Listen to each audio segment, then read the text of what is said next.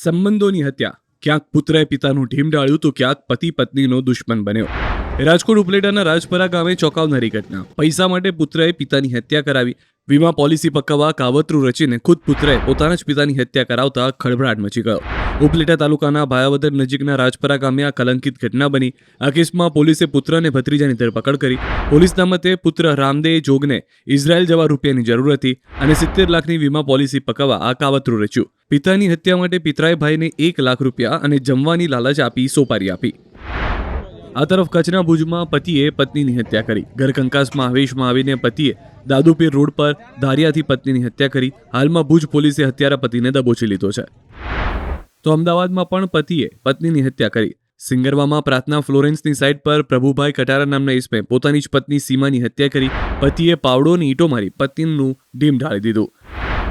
આ તરફ દાહોદના હિરોલ રંગલી ઘાટી પાસે સળગેલી હાલતમાં મૃતદેહ મળતા પોલીસને હત્યાની આશંકા વ્યક્ત છે. મૃતદેહ યુવકનો છે અને રાત્રિ સમયે તેને સળગાવી દેવાયાનું અનુમાન છે. QR કોડ સ્કેન કરો અને ડાઉનલોડ કરો News 18 એપ. મેળવો ગુજરાત અને દેશ દુનિયાની પળે પળની અપડેટ્સ.